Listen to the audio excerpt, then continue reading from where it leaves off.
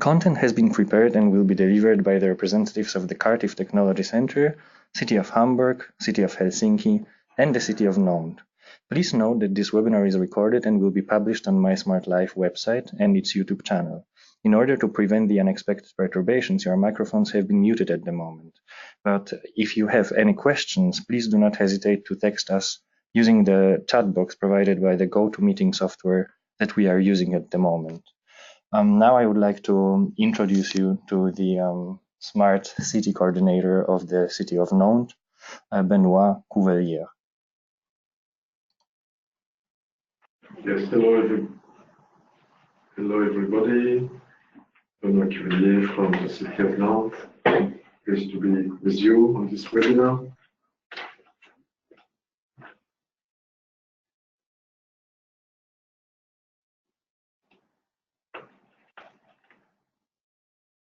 Okay, should I start the presentation? Yes, please, Benoit. Just please make it full screen and you can start. We see your screen now. Thanks. Okay, I'm Benoit Couvelier, project leader for the City of Nantes for mySMARTLife project. Just a few words on the Nantes Metropole, which is a metropole of 600,000 inhabitants, western part of France, close to the Atlantic coast. Very nice city, and you are all welcome to come on this test. During this presentation, I'm going to speak about two things we have done, which are related to capacity building. It's the first energy studies visit we organize now, and then I will talk about energy kiosk, which will be my second topic. Both of these activities were organized during mySMARTLife meeting last March, for the consortium meeting as well. First part of the presentation, so the energy study visit. This was organized for energy experts because we wanted to enter deeper in technical details on some energy topics. But at the end, we decided to open to all participants so that they can also be informed about energy topics. We had about 4 groups of 10-15 people each, and we organized study visits, 4 different study visits, which were, I'm just going to go very quick on this. District heating plant, that was the first one, which is a big biomass power plant that supply one of the longest district heating district network in Nantes, around 80 kilometers long. That will be reached by 2020.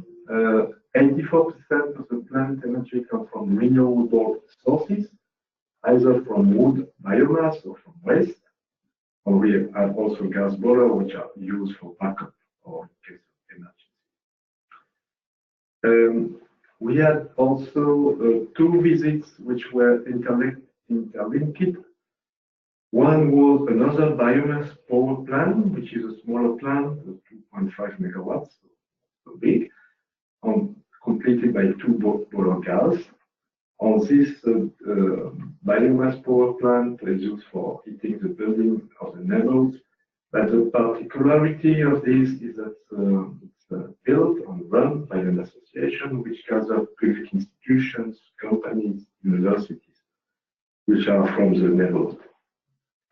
On this biomass power plant and the gas boiler are also connected to a power to gas unit.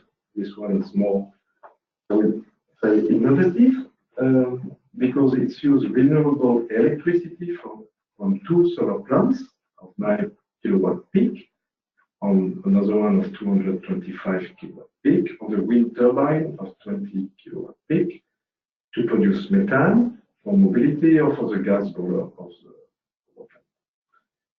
This solar plant or the wind turbine are located close to the first biomass plant. And it's also run by the same associations that build the Changery biomass power plant. The last visit we made for energy on energy topics was to visit a digital boiler which is installed in the social housing building. In fact, the process is quite simple. For the digital boiler, you have computing servers which are immersed into oil, and while operating servers, there really is, which is transferred to the oil. There's a heat exchanger which allows transfer of heat between oil and water. And first, we managed to heat domestic water for the building thanks to the servers.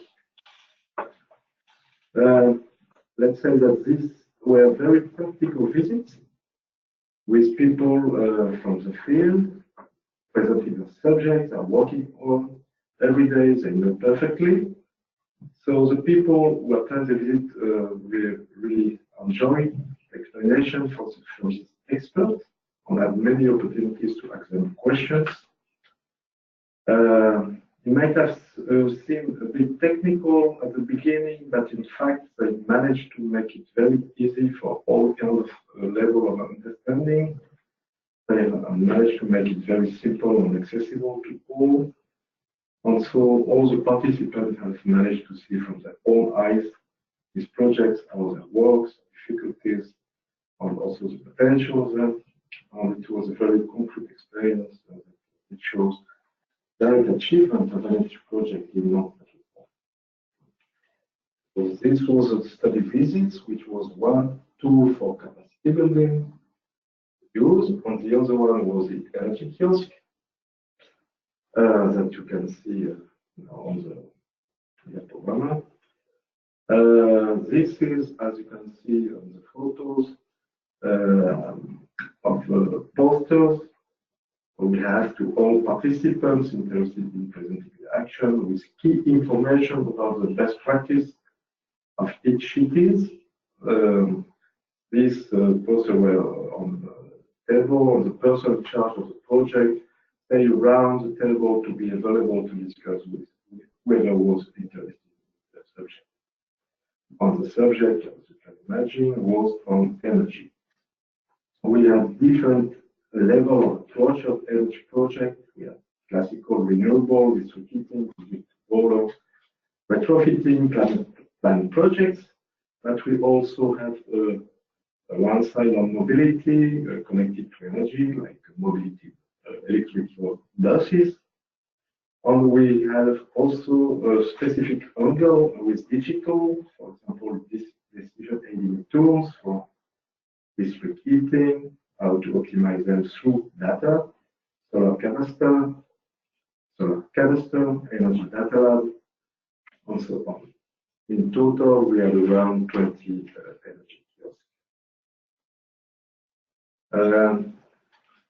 We had time to exchange about the project shown.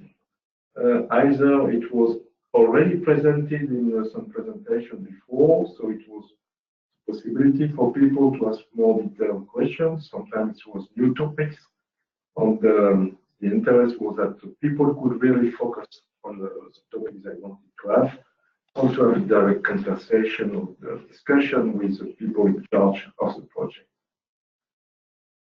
This energy kiosk took place around coffee break or lunch break. They were very informal, and so it helps to make a conversation easier and more friendly. Well, to finish my presentation of this capacity building activity, I would say that this half day study visit, plus the energy kiosk, which were running all days of the consortium meeting in March, was a very good opportunity for energy experts. One, to identify each other. It's not so easy when you have a large group of persons to know exactly who is doing what.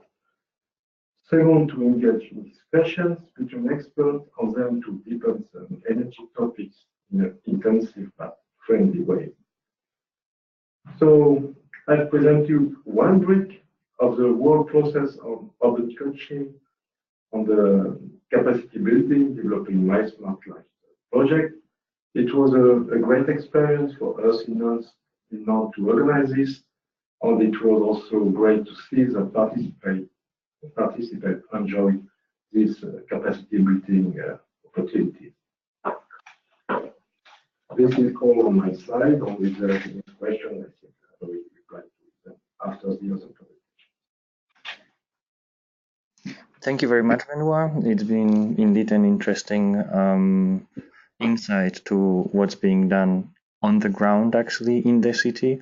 Now let us go with the two more examples of how the other cities are dealing with the capacity building, and then at the very end to give you an overarching perspective of the Cartif Institute on what is our attitude, what is our approach, what's the methodology, once we already have discussed or had the ideas in the reality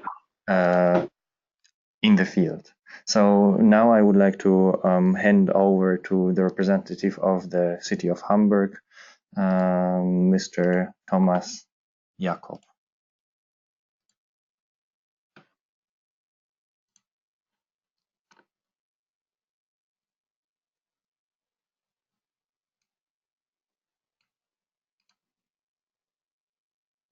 Jakob, can you hear us? I can hear you. Can you hear me? Yes. Fine, thank you. And the presentation, I cannot see it now on my screen. I can't. Okay. I have only my own, but I don't know if it's also the one which is visible for all the others. Here we go. So this is a general presentation. That's the end of mine. Wait, I'm sorry. Let's try to figure out if everybody can see your screen at the beginning, okay? Can everybody see the screen of Mr. Thomas? Jakob? No.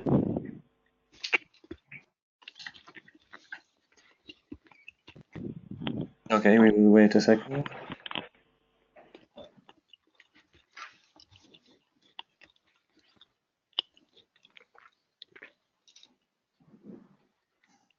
Mr. Jakob, I think you need to steer. Yes, now we can see you. Thank you very much. I changed the monitor. Now we need the first slide. Okay. So let me first start, and very short, that we understand the capacity building and how we deal, and well, the mentoring methodology is another point, but we decided that we have several elements, of course, in the beginning of the expertise, which, hello? Could you please switch to everything fine? Screen mode? Say again? Could you please switch to the full screen mode? Yes, like that. Very much. Okay.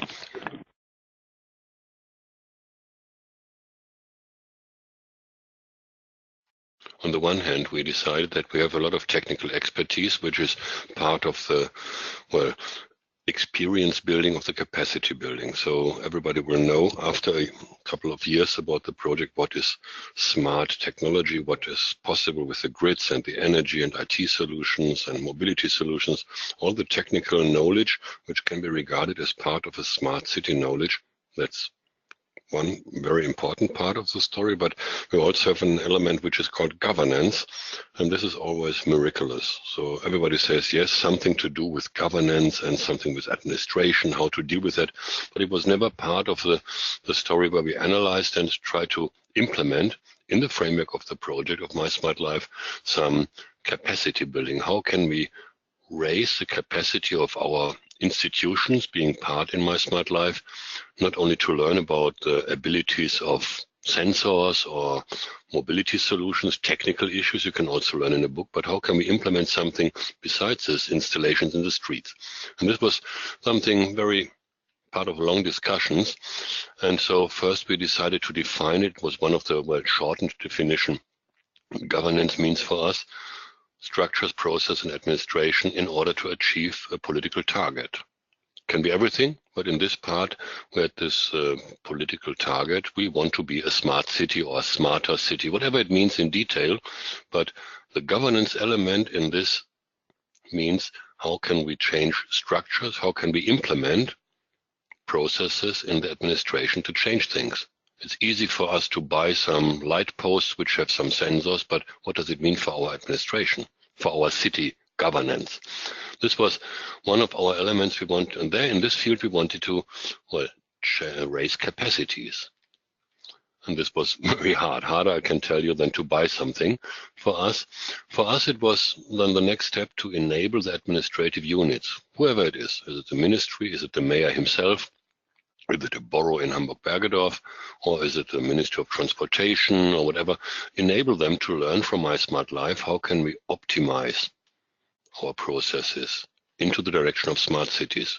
And by the way, also into other political targets, be IT, led city or leading city in whatever automotive driving. How can we change our administration and organization? And of course, before we change anything, we are well aware that we should include our politicians, how to include them and prepare some political decisions.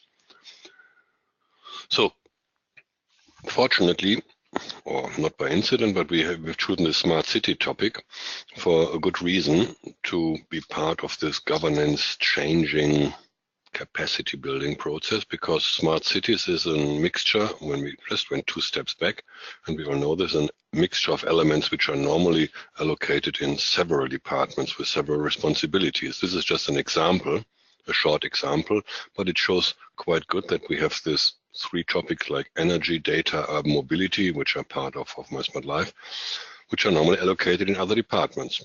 And energy department not necessarily talks to the Department of Transportation. They're working on their duties, they have their bosses, they have their, well, animosities, and they have their political papers, and they're doing their job. And smart city and governance means how to bring them together. And if we just build a link for the time of a project, which is now here in mySMARTLife the case, so this is an artificial element. We have to be aware that when we get some millions, 2 million, 5 million, 10 millions, and a limited period of time, 2 years, 3 years, 5 years. So we founded a core group, project management group. And this is anyhow linking this, and it's not only energy linking to urban mobility, but also data management and citizens participation, planning departments. But after 3 years, it's not naturally continuing. So the capacity building should be more structured in order to give it a durable, tangible, longer lasting result. We face the problem, how can we train our departments that for certain problems they should have a, not artificial, but a natural link, a natural structure, governance structure, how to link for cross-cutting issues, for cross-cutting topics with a permanent structure which is able, authorized to deal with that. So then we found this way, and it's a quite simple structure. You see on the left side again the Department of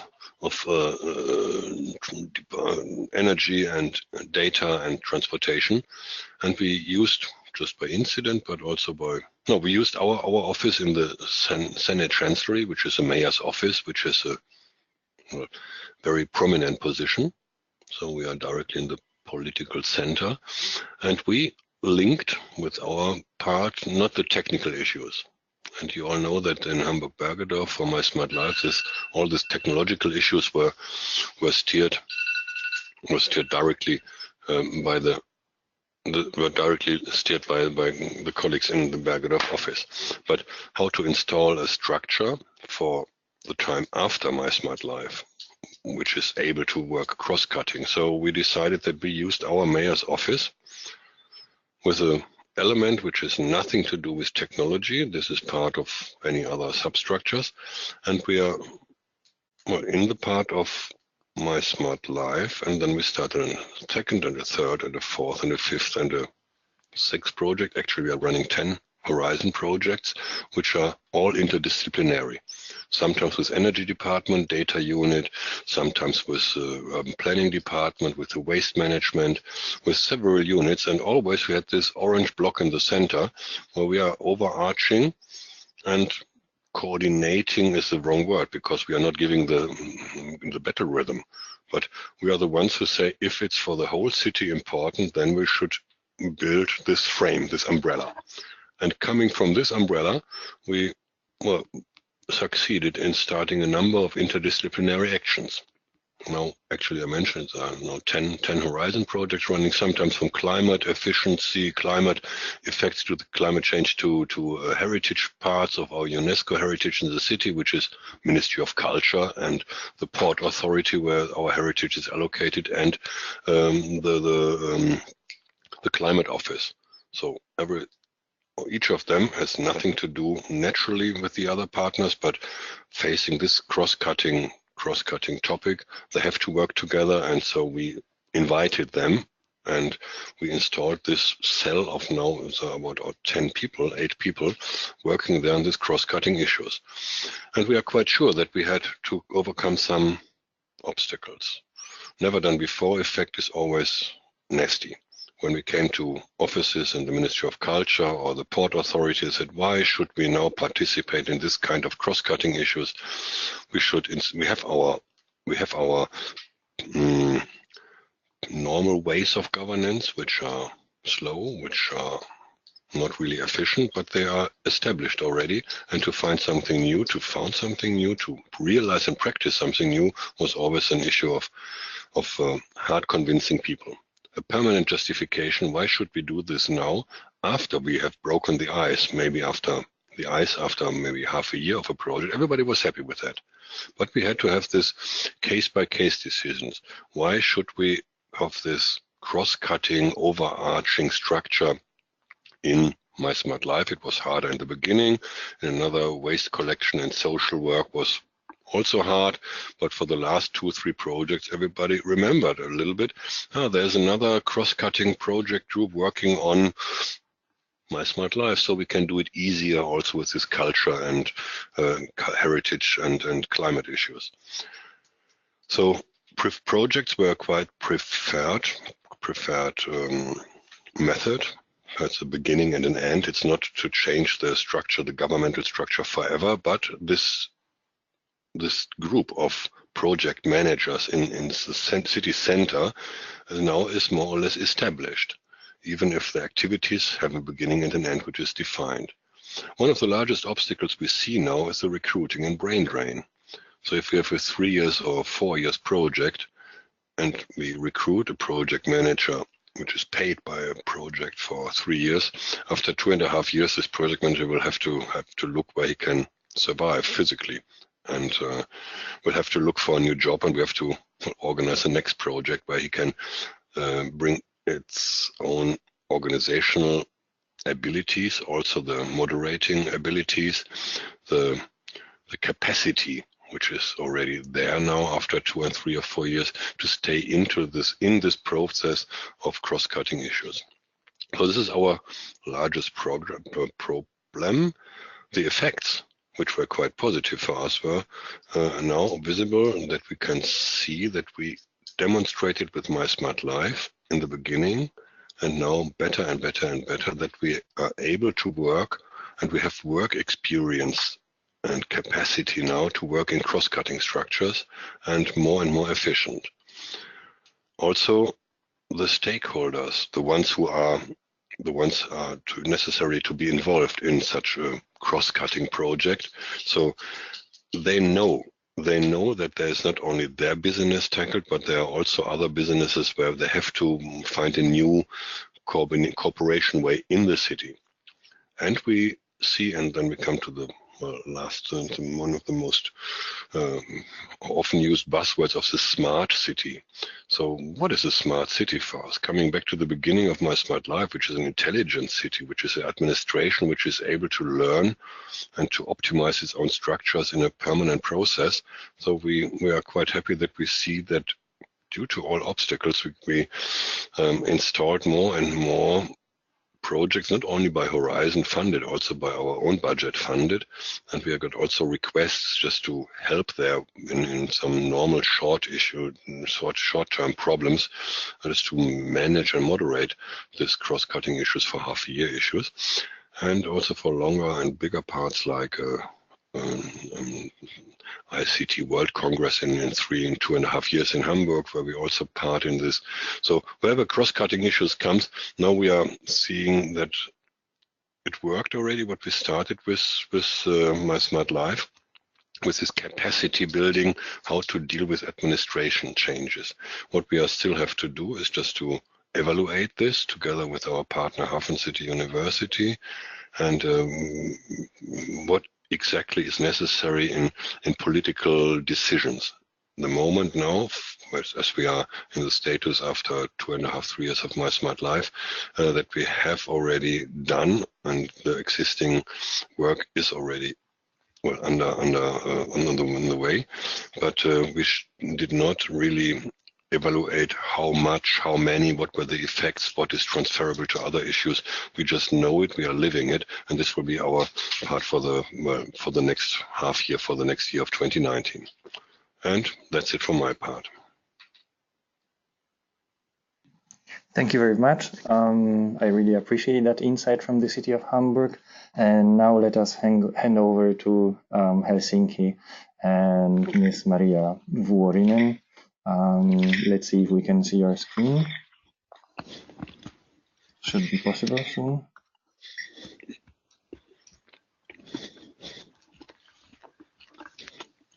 Hello. Can you see my presentation? Yes, we can. It's there. Okay. Yes. Well, hello to you all. My name is Maria Vuorinen, and I'm working for the City of Helsinki Environment Services. And my example from Helsinki about capacity building is a Smart Kalasatama project and their agile piloting program more specifically. Kalasatama is a demo site also in mySMARTLife, and we work in quite close collaboration with the Forum Virium Smart Kalasatama project. Smart Kalasatama is an innovative platform for smart city solutions. It is a former brownfield area, and there is going to be 30,000 inhabitants and 10,000 workplaces in the year 2030. The project has a vision of Kalasatama as the smart district. That includes, for example, smart energy and grid and smart mobility. And all that brings us to the idea of smart living and sharing economy, which are in the core of their another vision, 25/7, 1 more hour a day. The everyday course and living in the area is visioned to be so smooth and flexible in all levels that in the end it brings 1 extra hour per day to the residents. The area is developed in close cooperation with residents, companies, city officials, and other stakeholders. And that being said, it all begins with the commitment of political leaders and city officials. There needs to be a common and shared vision of the developments. And as our Mayor Jan Vapaavuori states, Helsinki has great opportunities to benefit from open data in these smart city developments. In Kalasatama, there has been piloting programs and projects that use service design, user-driven design, and participatory co-creation methods.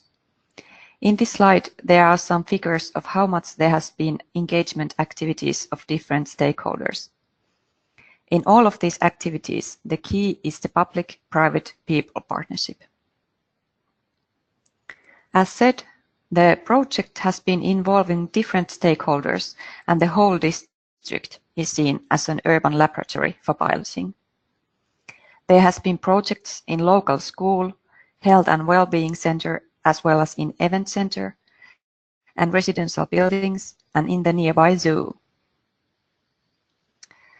Project piloted and developed a model for agile piloting inspired by design thinking.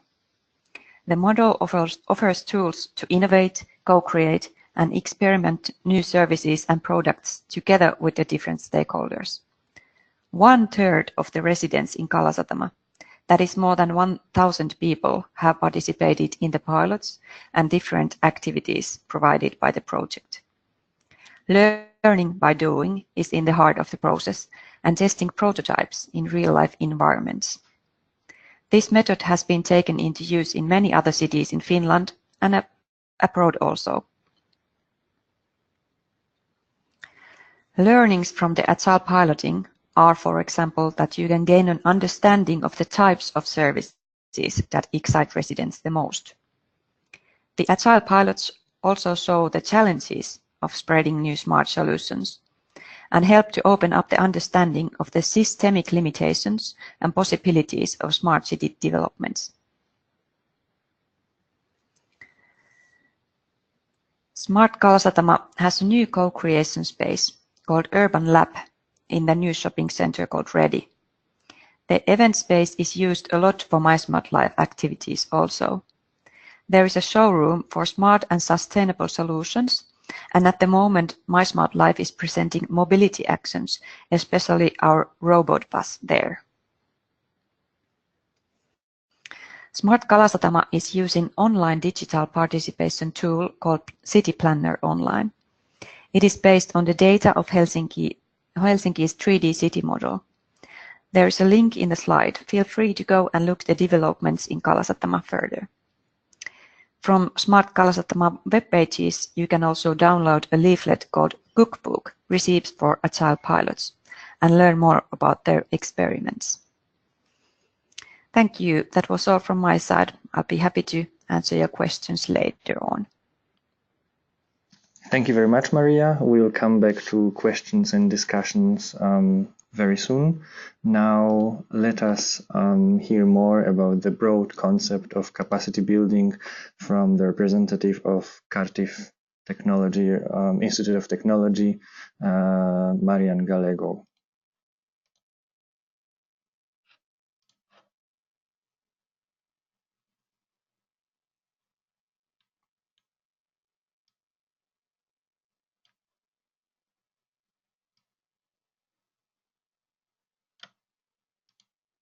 Marian, can you hear us?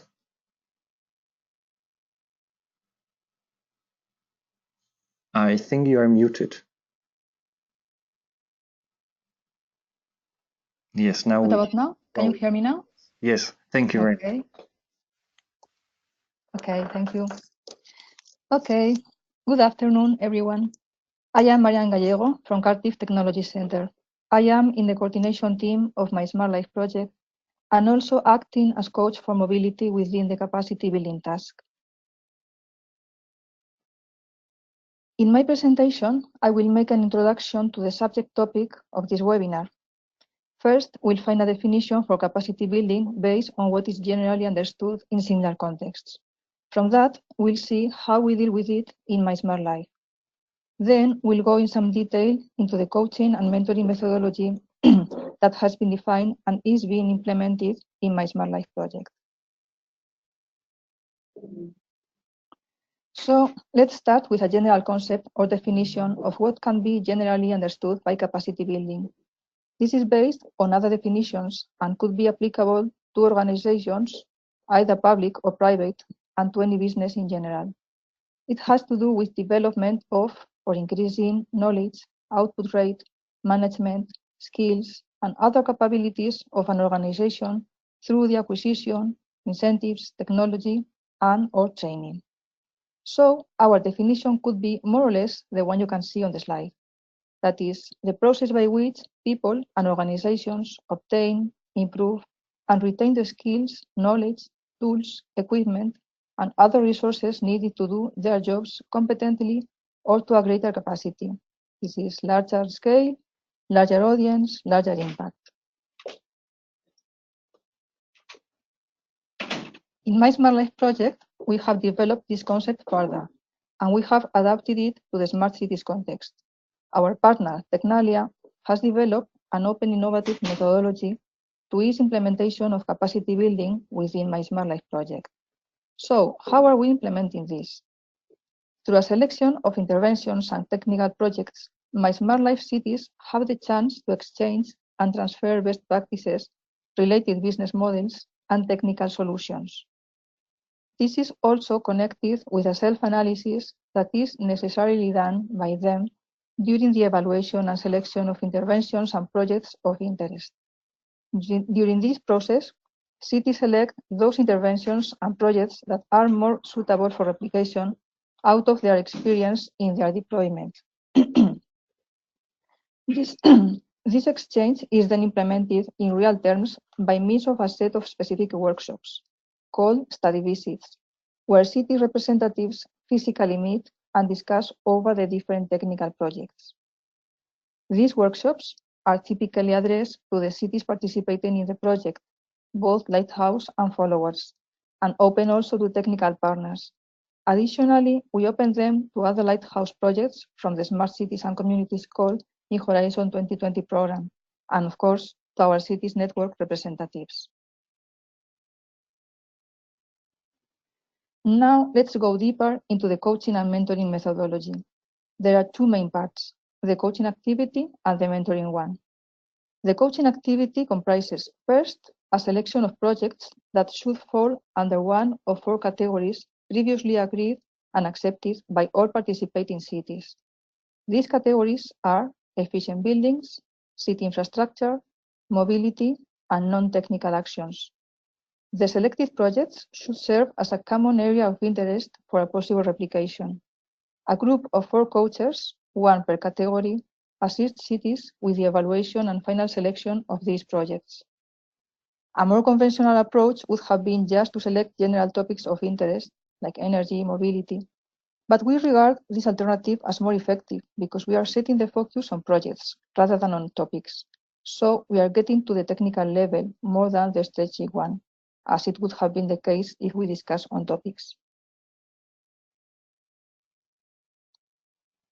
The mentoring activity allows knowledge exchange among cities by means of ad hoc events specifically organized for this purpose.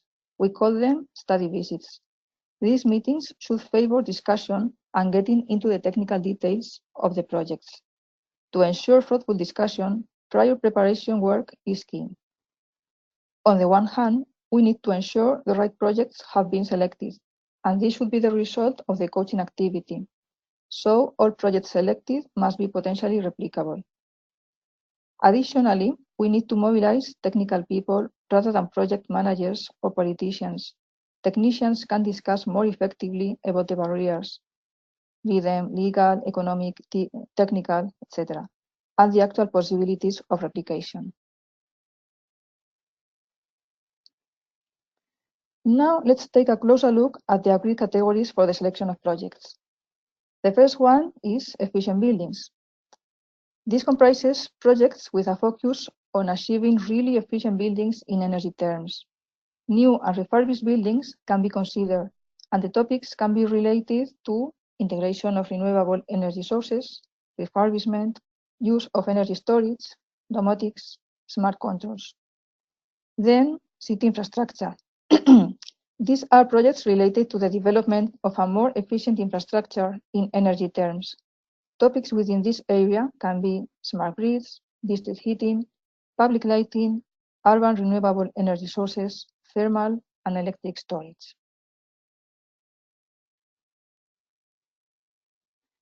Then mobility.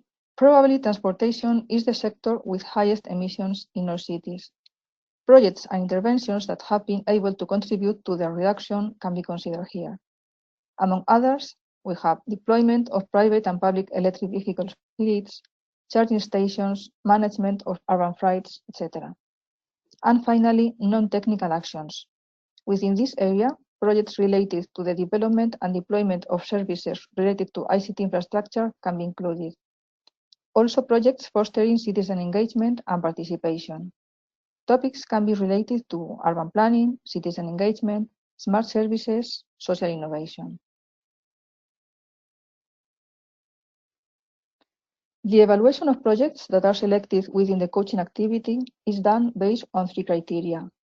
The first one is the replicability potential.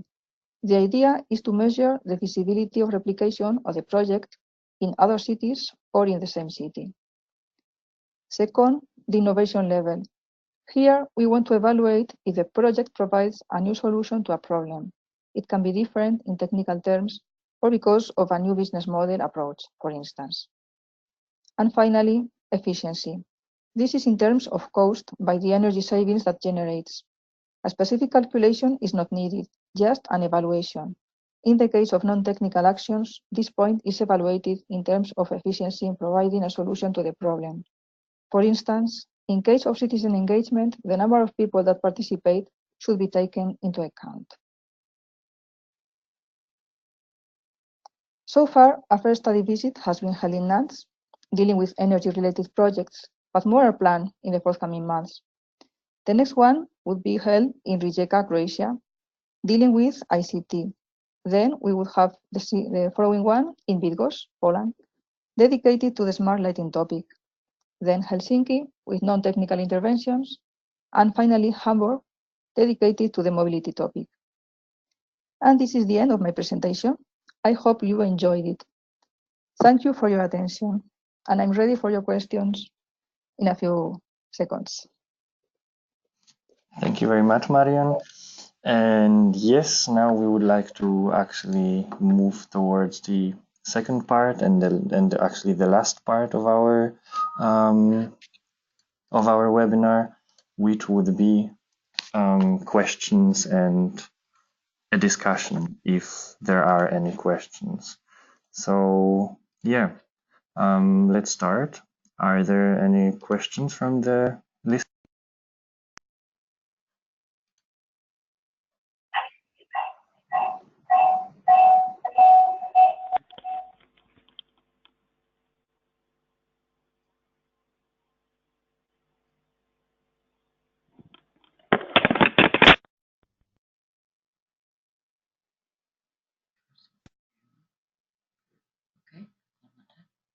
Is there anything that you would like to ask to our speakers?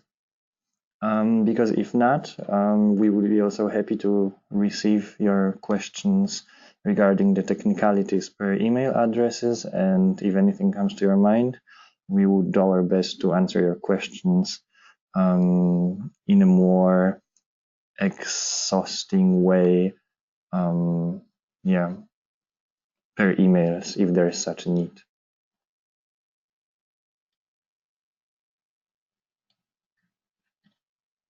Okay. If there are no questions, I would like to thank you on behalf of our speakers and Steinbach's Europazentrum.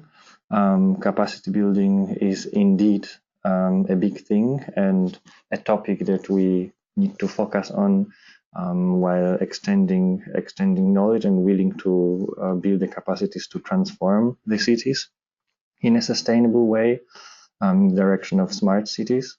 And I will be very happy to receive your feedback and eventual questions. At the same time, we would like to invite you to our next webinars, information on which we will be publishing and posting and promoting systematically on mySMARTLife webpage and through our partners.